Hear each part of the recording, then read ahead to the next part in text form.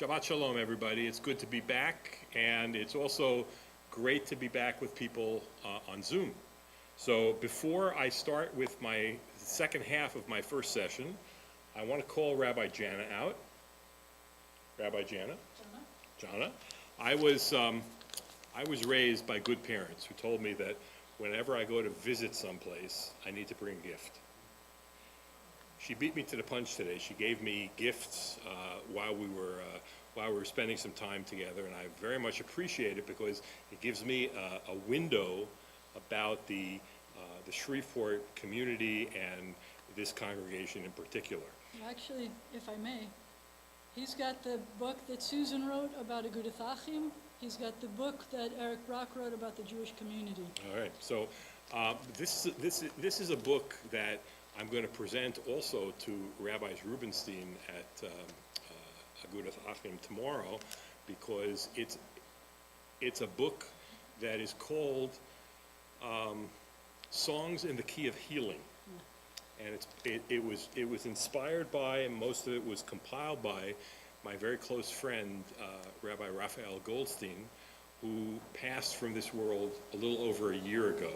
But it focuses on Psalms, and it's a really great pastoral tool. I appreciate that very much. Thank you. Let me get these things out of here. Okay, all right. So, Thank you. we asked some important questions before. We asked questions about, was creation a solo act? Or is there something wrong with the way it's phrased, with its context at that point in the book of Genesis, where it says, let us create man in our image to our likeness. And I thought that a great way to generate some more responses to those questions comes from one of my favorite stories, really of all time, one of my favorite Shabbat and camp stories of all time, and it's called Levi Kelman Sees God. So I want to first set a context for this. Levi Kelman and I grew up together on Manhattan's Upper West Side. Our fathers were both leaders in the conservative movement. My father was a senior vice chancellor at JTS, and Levi's dad was the executive vice president of the Rabbinical Assembly, which is the international, basically, union of conservative rabbis. Back in those days, in the late 50s through the 80s into the early 90s, that's a long time to serve in a position of national communal leadership. Levi and I, until about the early 1970s, mid-1970s, we were what we would call in camp, we were staff brats. And we used to run across the seminary synagogue all the time. And Levi was a particularly obstreperous boy. Obstreperous could be defined these days as either overactive, hyperactive, overindulged, or just spoiled. But Levi turned out to be quite the Ubermensch. He graduated rabbinical school at JTS and almost instantly made Aliyah to Israel.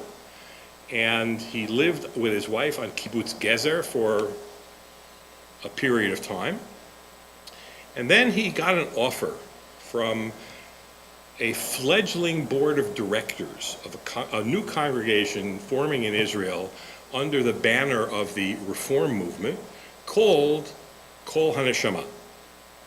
And Kol HaNeshama was a congregation that was literally reviled by the Orthodox, the ultra-Orthodox rabbinate in Israel, partly because they were drawing people, and it was an attractive place to go daven. But also because those people on the very religious right in Israel did not believe that anybody who was a Reformed Jew who called himself a rabbi could legitimately carry a Torah. So on their first Simchat Torah, this was about 35 years ago, Levi and his congregation were out in the street near their shul, and they were dancing with the Torah, and their dancing got upended, and Levi got beaten up by Jews. He got beaten up. And he went into a real funk over that, but he didn't drop his work with Kol HaNeshama. And when I saw Levi back in 2013, he said to me, I've already been at Kol HaNeshama long enough to be considered the dean of the non-Orthodox rabbis in Israel. And I looked at him, and we hugged, and we cried, and said, amazing, just amazing how things develop. This story is called Levi, I should say, the obstreperous. Levi Kelman sees God. It was Sukkot, or maybe it was Shavuot. It was a morning when services were long, and it was one of those holidays when the Kohanim blessed the congregation. Kohanim are those descended from the priestly class of Kohanim. They blessed the congregation. Levi was 6 or maybe 7 or maybe even 8 years old. He had been sitting in services a long time. He did not want to sit much longer. All of the people who were named Cohen or Khan or Katz were called to the bima. These were families who remembered that their relatives had been priests in the time of the temples. These Kohanim were going to bless the congregation. Levi's father called him over. His father tried to wrap Levi in the huge talit he wore. He wanted to hide Levi's eyes. Levi did not want to stand still. He asked his father, "Why can't I look at the Kohanim?"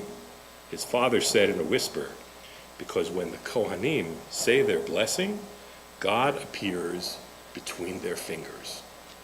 So if you've ever seen either Spock, okay, or the Kohanim in their traditional arms raised, so God appears between their fingers. In a big voice, Levi said, "I have a question. I thought God was invisible. Why can't I look?" His father said, "Shh." Then he said, "Come over here." Then he added, quietly. Levi continued in his big voice. We all know what that outdoor voice used inside is. Levi continued in his big voice. "I have another question. Can God see God? God is invisible, but God is supposed to see everything. When God looks at God, can God see God?" Tough questions, right? 8 years old. His father gave him a simple answer. "Shh, Levi, this is a service." Then his father said, "Get over here." Wolf Kelman, Levi's dad, wrapped his son in his big talit. He held him in a soft, warm hug during the blessing of the Kohanim. When this was all done, Levi asked again of his father, "Can God see God?" This time, his father turned to Levi and said, "Why don't you go over and ask your question of Dr. Heschel?" Dr. Heschel, Dr. Abraham Joshua Heschel, was a leader in the national civil rights movement, but also one of the most profound Jewish thinkers of the 20th century. Abraham Joshua Heschel was a philosopher. He was a famous Jewish teacher. He sat on the opposite side of the synagogue from the Kelmans. Levi walked across the whole synagogue. He walked up to Dr. Heschel. He pulled on his talit. Then Levi said politely, "Dr. Heschel, I have a question. My father said I should ask you for the answer." Dr. Heschel said, "Levi, what is your question?" Levi asked his question, "Can God see God?" Dr. Heschel said, "This is a wonderful question. It is like other great Jewish questions. Can God think of a thought God has never thought of before? Can God make a rock so big that God cannot move it?" Levi almost shouted, "But can God see God? That's what I want to know." Dr. Heschel turned to him and said, "Shh, Levi, this is a service." More than a week passed. Levi was getting ready for bed. His father walked into the room. He was smiling. He said, "Levi, do you remember the big question you asked in services?" Levi smiled and nodded. His father said, "Son, I've been thinking and thinking and thinking, and now I have an answer." Then he said, "When you want to see yourself, where do you look?"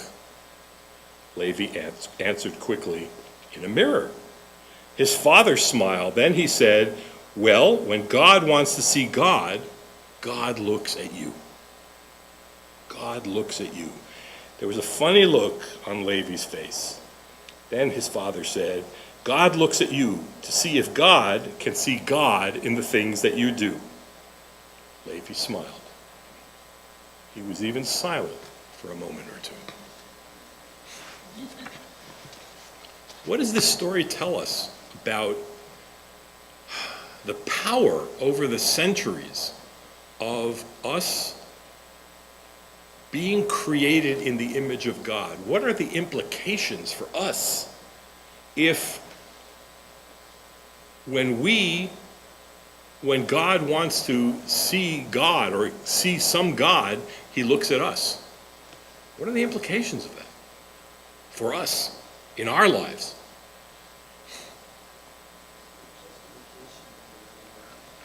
The justification for morality. Okay, we can go now. No, that's amazing. That's amazing. It's the justification for morality. It's a rationale for rationality. And it's a clarion call for people to look at each other with kavod, with respect. So when we see some of the things that we're seeing on our television screens today, and we ask, how can people get like that? What drives people to do that? And it's not just Russia and Ukraine. Believe me, it's not just Russia and Ukraine. It's all over the world. There are pockets of flame and terror and tragedy. So, number one, why do we allow that to happen?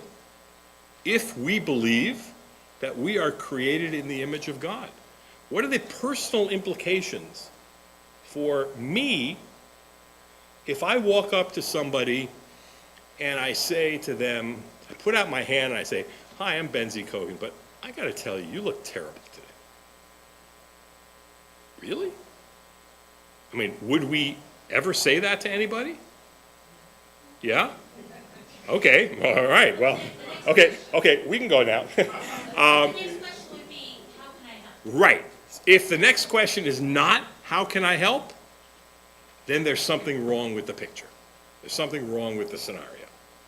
So, what are for us in the 21st century the implications in terms of doable acts that we can perform to show that we understand that we are created in the image of God?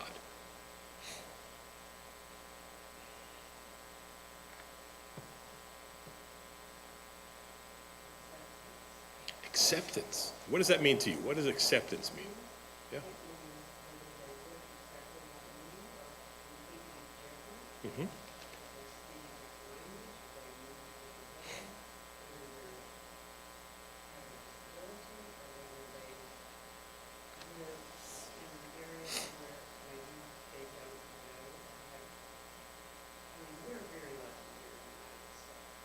Mm-hmm. Right.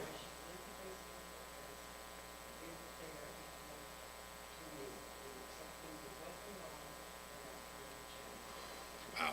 Thank you for that. What's your name? Karen, thank you for that. What else? What are the other implications for us? Yeah. If each of us is made in the image of God, and each person we come across is also an image of God. Mm-hmm. And so we should treat it, it's not necessarily even about us being an image of God, but treating that other person as if they are an image of God. Mm. And that's the person talking to themselves in a house on the street. That is the person who, has a rap sheet 30 miles long.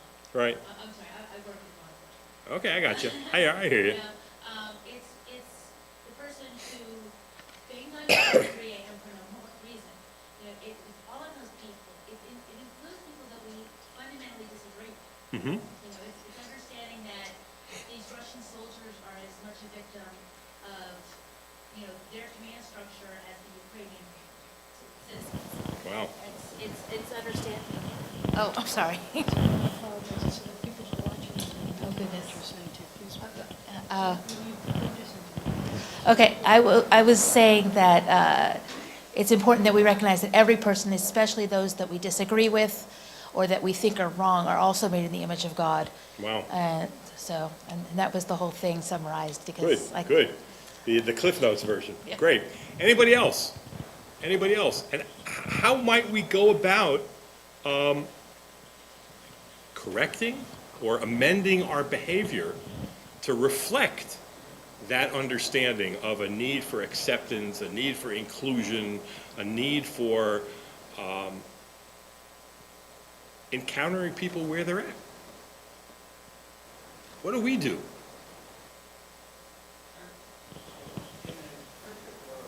Yeah, hold on. The YouTube mic is on its way. In a Thank you, perfect world, Thank you, Vanna. it would be that we'd like to think motivation for people, for us, inner motivation to be better people ourselves. Okay. I would think if we think God is looking at us as Okay. looking at himself. Good. If we think that God is looking at us, then yes, that should be a good motivator.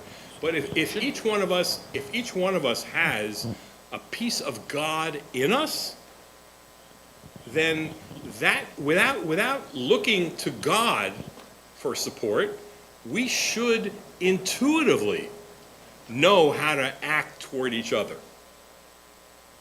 Agreed. But we don't necessarily. Right? We don't. You know, I mean, I am always struck by the notion in this country of, in order to create a more perfect union. That seems to be well, you know, democracy is messy, democracy is this. In order to create a more perfect union, what do we need to do? So let's take it beyond that and take it as we are all, this is going to sound very Southern, we are all God's children. All right? How do we, as God's children, learn to play in the same sandbox and share the same toys? Without criticizing, and if we have we need to listen without criticism and with just listening to what the other person has to say. Wow. Can you imagine what our government could do if they simply listened to each other? No. Simply listen to each other and not just say, and it happens on both sides of the aisle, you know, I'm going to block this. Really? In order to create a more perfect union, in order to understand that we are all created in the image of God, in order for us to understand what the implications of being created in the image of God. Another couple of reactions, please. Let's see if we can yep, go ahead. Common courtesy Common courtesy. that we learned that seems to be a challenge a lot of times in some of the synagogues I've been in. Listen, there's no place that lacks common courtesy more than a Los Angeles freeway. I cannot tell you how many times I get cut off and I pull up next to the car that cut me off at the same red light. And I'm thinking to myself, should I lower my window and say, what was that all about? Or should I just go about my business? I usually assume the latter position. But listening to each other is so critical, and understanding that we are in a position where we can affect a great deal of change on the world stage if only we here listen to each other, if only we here understood that it is literally all God's children that we are out to, not just to protect, not just to safeguard, but to coexist with. To coexist with. If people could only begin to understand that on a wholesale basis, then the United States would not have had to drop ship 200 million rounds of ammunition through Western Europe to the Ukrainians. Okay? I'm blessed with a daughter who works as the Assistant Deputy Secretary of State. And she is in charge, along with two other people, of $40 billion of U.S. armaments. $40 billion of U.S. armaments. And I say to her, you know, Mira, I hope, and I don't want you to take this the wrong way, I really hope that you could be put out of business.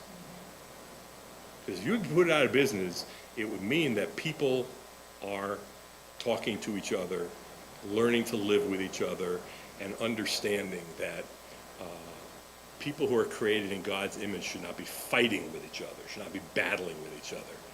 And she said to me, Dad, how's that working out for you? So, yeah, I think that this is that Levi Kelman seeing God, and Levi's dad, Wolf Kelman, showing him that God sees that when he looks at other people, he's looking at an image of God. It's a very, very powerful concept. So tomorrow morning, oh yeah, go, Jana? I noticed that you didn't just say that it's what God looks like, but it's the things that Levi did. Right. That he was looking at what you did to see God's self. Right. And that was pretty powerful. Yep. All right, so folks, tomorrow's another day. Yeah, sir. If we could return to what you were talking about before the break, Yes. I'm having a hard time seeing the connection. Okay. Maybe you Okay. could explain it to me. Okay, so I have always tried to understand the story in Genesis, whether it's God doing this as a solo act and spreading the message, you're all created in my image, or maybe, as I was talking with, I don't remember who I was talking with at the ONEG, but it could very well be that if this was a committee effort, then all committee efforts have built-in flaws. Being on a committee is a very noble thing to do, but there are probably many people on a committee who feel that they could do the work themselves, and it would be in their image. All right? So, I'm not sure if that gives you an answer, but I think that if it's a collective or an exclusive, it probably makes a big difference. But rabbinic thought and midrash has evolved to the point where we all believe, it's in our DNA, that we are created in the image of God.